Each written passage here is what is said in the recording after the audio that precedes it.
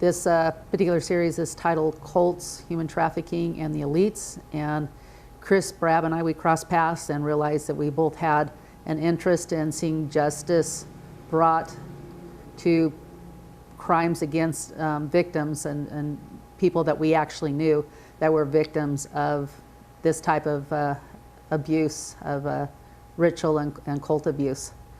So we bring attention to this, and he does a good job doing research. And so in this particular show, we're going to reiterate what we talked about the very first show, where we, where Chris mostly, he talked about somebody he cared deeply about that was a victim, and we'll continue from there. Unfortunately, there's a media blackout on this subject. If you have watched Fox News with dedication, you maybe have heard a little bit of this information, although they're not covering it to the degree that it really needs to be covered. And that is something that Project Veritas uncovered. ABC News killed an interview with an accuser of Jeffrey Epstein.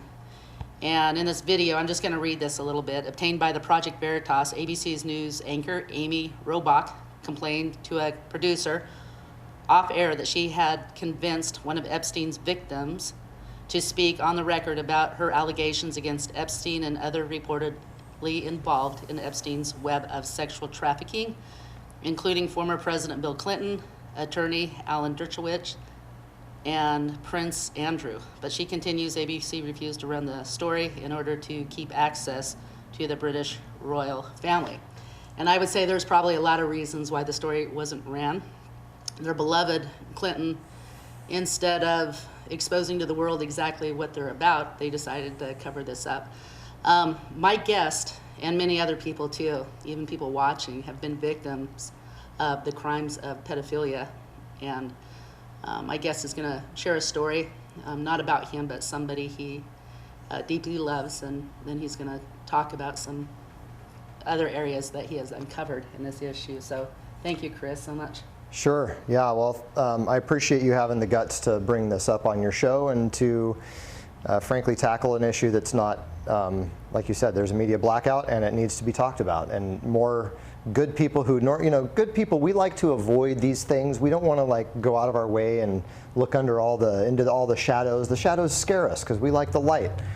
And so, but I think if more people were to start, paying attention to this and start, really checking themselves, their own hearts, and the TV shows they're watching, and the kind of information that they're allowing into their minds, into their souls, I really think that they can start to see why this is such a big deal. Mm-hmm. What really woke me up to this was my mom, about a year before she died about 10 years ago. She told me a story about ritual abuse that happened to her. And when I say ritual abuse, I mean ritual, what a lot of people would refer to as satanic ritual abuse, that included sexual abuse. It included being tied down to an altar. It included multiple men forcing themselves on her. It included her father, who was a 32nd degree Mason, continually abused her throughout her life. And so, but when my mom told me this story about her experience inside of a cave, that's what really got my attention. And I'm not going to go into a lot of detail with that, but inside of a cave, she was molested ritualistically on an altar in front of an audience and for the pleasure of these entities that they were calling forth during the sacrifice. So, and I know that my mom's story is not unique, unfortunately. Mm-hmm. I've talked to a lot of people who have had kind of similar stories or know people with similar stories too. Me too. And the reason why we're doing a show is for those victims. They don't have a voice most of the time. And when they do bring it up, even at church, most people just don't want to believe them. Most people don't want to talk about it. It's very uncomfortable for them. Well, we need to talk with them about it. This is the most painful thing that could happen to anybody. And It's happening. It's happening now. It's happening in Yamhill County, as we both know. And there's people in high places in Yamhill County that this is, that's allowing this to continue. That's part of the problem. I've had a friend killed through these people.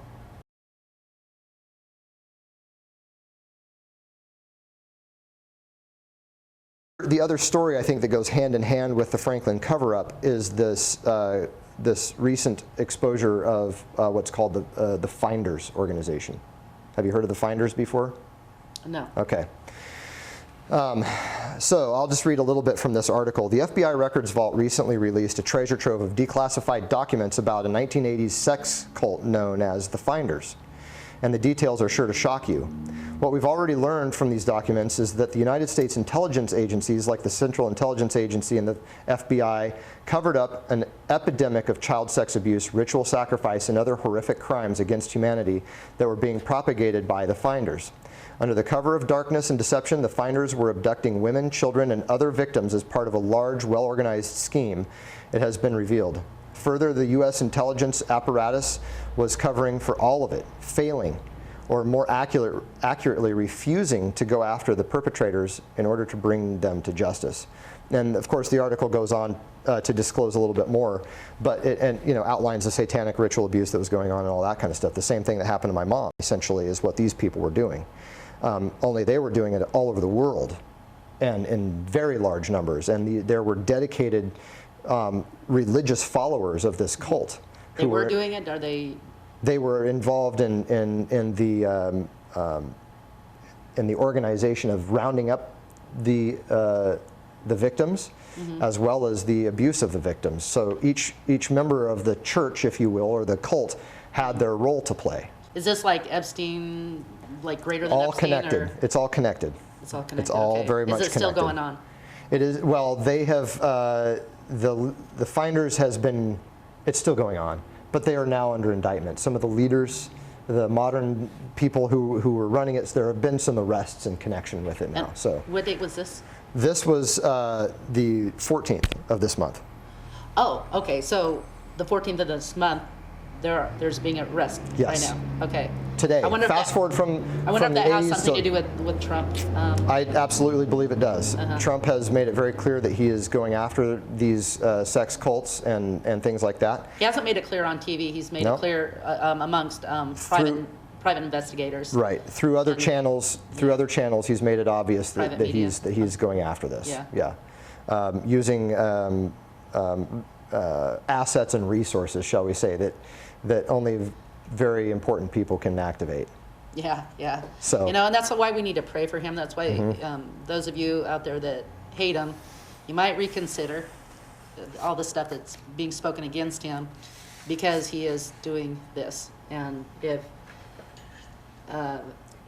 you're able to go and listen to more people and more testimonies and stuff like that, you will find. And it's bigger than Trump. Pretty much what we're. And this is not that we're not saying that Trump is the be-all, end-all, but there is no one else in modern politics who could have or would have stood up against this evil force as much as he is. Right. Yeah. And it's because he's not compromised. He doesn't have money. He doesn't have entanglements with Ed Bucks, the Ed Bucks of the world. You know. I got really mad. Was listening to. Again, the cover up. I don't see where it is here. Who's that famous journalist? That he's always opposing Trump. Well, anyway, when the Epstein thing exploded and then Clinton was connected to it, all they could say was Trump was a friend of Epstein too, instead of. No, they can't just cover the news and say, well, Trump actually kicked him out of Mar-a-Lago. Exactly, yeah. He 86'd him, Yeah. Hey, you don't get to come back here. You're trespassing. Yeah, but that's why he calls them the fake media. Yep. I mean, that was just a big fat lie. Right. Yeah. Right. Yeah, and again, I don't think either one of us are sitting here saying, oh, Trump's a perfect human being. No. Far from it. But the fact is, he's doing certain things, and one of the certain things that he is doing is he's going after child sex. He's going after human trafficking. Yeah, that's huge. And whereas Hillary Clinton was involved in child trafficking. Yeah, you want to go more into that now? Yes, I would, and it will. I will use that as a catalyst from this.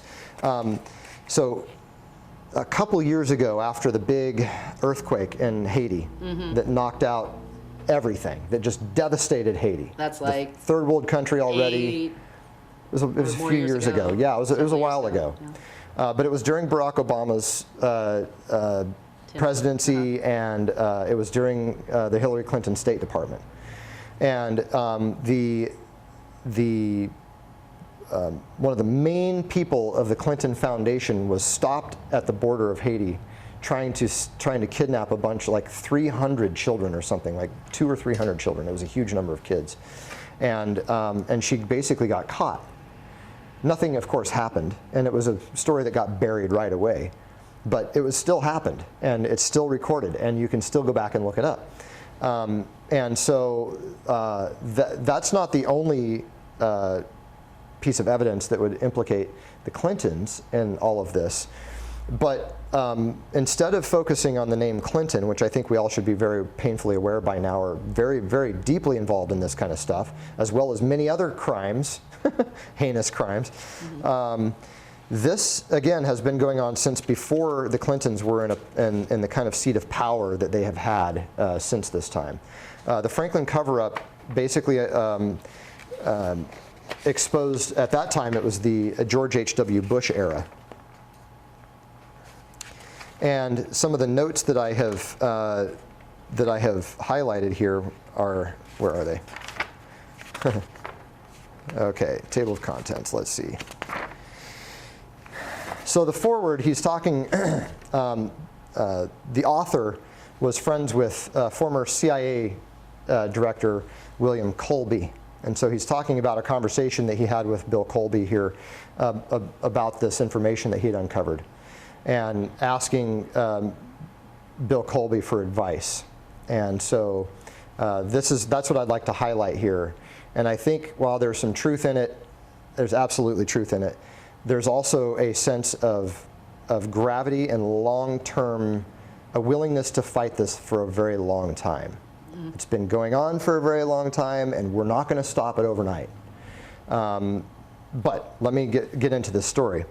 So basically, he said, okay, Sally and Bill had never talked to me like this before. So he's asking them advice on what he should do with this information. They sat me down, made it clear that this was not one of our routine discussions about life and health and happiness, and emphasized to me that the serious nature of what and whom I was dealing with. And I've been warned. I was warned by a former FBI agent who was actually involved in busting NAMBLA, the National Man-Boy Love Association. Oh yeah, right. So this guy was an FBI agent who investigated them and uncovered and busted some key people in NAMBLA as child molesters. Okay, so big time, big deal. He's involved with what's his name? The guy that you were talking about earlier. I'm afraid to say. The Navy SEAL guy who's busting all these. Craig Sawyer. Craig Sawyer. He's on Craig Sawyer's board, and that's how I found out about him. And I've communicated with him through email a couple times. Okay, most people don't know what Craig Sawyer's involved in. Craig Sawyer is a former Special Forces, a Navy SEAL guy, who is now involved. He has an organization because his daughter was kidnapped and raped, and he started an organization basically to fight all of this and to start busting these people that are doing this. He's been very successful.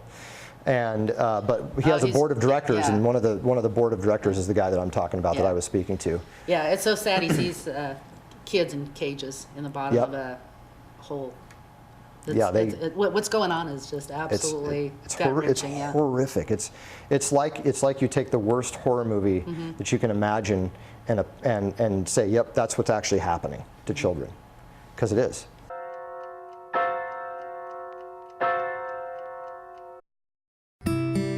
Every life is precious, and every life has purpose. If you've ever felt powerless to make a difference for the cause of life, we invite you to make your voice heard by supporting this thriving community service. We're making an even greater impact for the sanctity of human life with the addition of ultrasound services. At the Salem Pregnancy Resource Center, lives are being impacted, and you can play a part. Let your voice be heard for those who are yet to be born. Learn more at salemprc.org or call 364-2543. do all kinds of excavation for driveways, site development. Moving dirt, underground utilities, sewer repair. Contractor suggested them. And he's been right on everything so far. We are widening a driveway down at the base of the road. Wanted some very specialized and particular driveway work done. Removing some stumps, regrading the driveway. We are tired of being snowed out. It's like it's going to work out the way I want it to, because they're doing a real good job. In my line of work, I need to be able to replace a part quickly. At Davidson Auto, the selection is great. They carry a large variety of automotive supplies, welding equipment, and a huge selection of tools. They have everything I need, and if they don't have it, they get it here quick.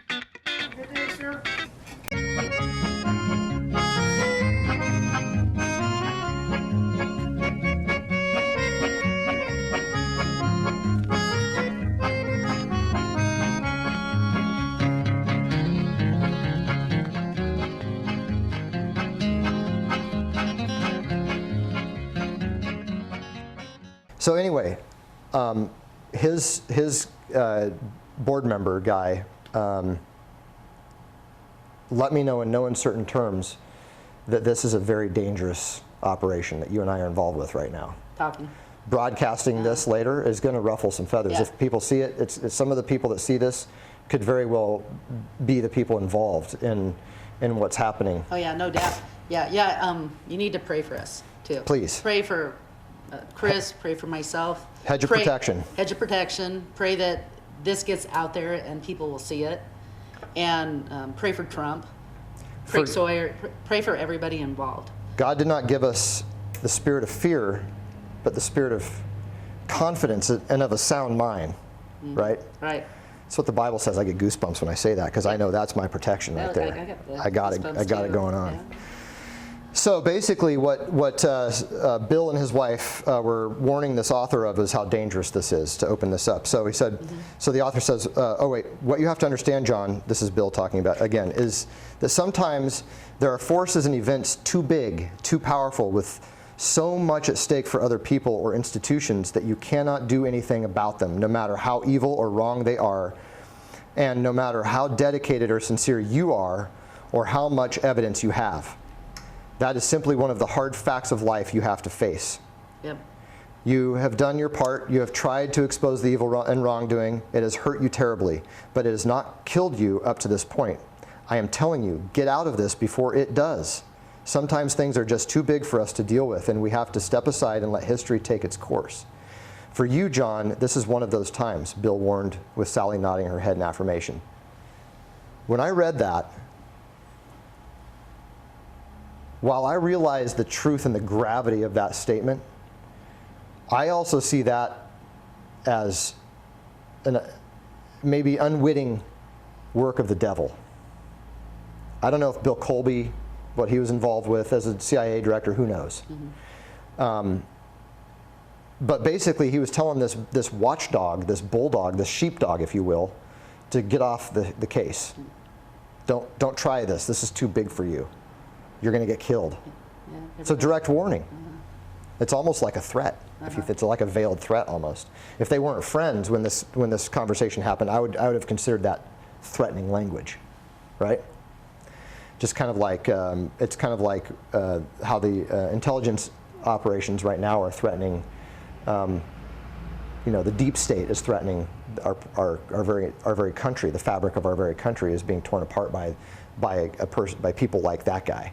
And he's telling this author not to publish this book. That's huge to me. Yeah. If that isn't an admittance by one of the most knowledgeable intelligence people on the planet. Yeah. Well, how is the author? He's still alive? Oh yeah, he's still alive. Okay. Yep, well, that's good. So he still helps people. He's still like a dog on a bone. Yeah, we have to remember that, So he the devil basically, has these his answer was, entities, Bill, somebody has to do it. Yeah, and God has his angels, and his Yeah. angels are much stronger. Somebody has to do it. Yeah. So that was his message, and when he wrote this book, he knew what he was getting into, and he knew what he was going to be facing. But this goes on. He says, sometimes Bill said, there are forces too powerful for us to whip them up individually in the time frame that we would like. This is where I I've always struggled. I want things now. I'm really into immediate gratification. Yeah, yeah. And I like to see things resolved quickly, you know, but I've had to really sit back with this one because yeah, me too. I've wanted to help. I've wanted to do things, but I didn't have the resources. I didn't understand it big enough, or I didn't have the tools. I hope you do now. I think, well, one day at a time, right? We're getting tools every day, and this is one more step in that direction of this interview. Okay, so forces are too powerful, so we have to keep working at our goal, but we have to be sensible enough not to risk everything and get ourselves destroyed or killed in the process, and I think that's the key message there. That victory we seek may take much longer than we wanted and come in ways we never anticipated. Maybe, just maybe, you have to have your own private victory parade. You maybe have to face the fact that you cannot right all the unrightable wrongs, that there really are people too powerful, interests too, that the rich and the powerful, even when doing evil, can and will succeed, and you can do nothing about it at that moment. At that moment. And I don't know how many times I've been driving down the road, pounding my fist on the steering wheel, listening to news stories about people that are getting away with murder. Yeah. And wishing that there was something that I could do, and just going, what am I supposed to do? I feel helpless. And you know what? I think the enemy wants us to feel helpless. Mm-hmm. I think that the people that are involved in this want their victims to feel helpless, and they want all of us to feel helpless in the process. They want to seem like they're so powerful that we can't take them down. But are they? I don't think so. No. They put on their pants the same way I do every day. Mm-hmm. One leg at a time, right? Yep. So what makes them think that they can keep getting away with this? That's right. So I defy them. I do too. I defy them. That's great.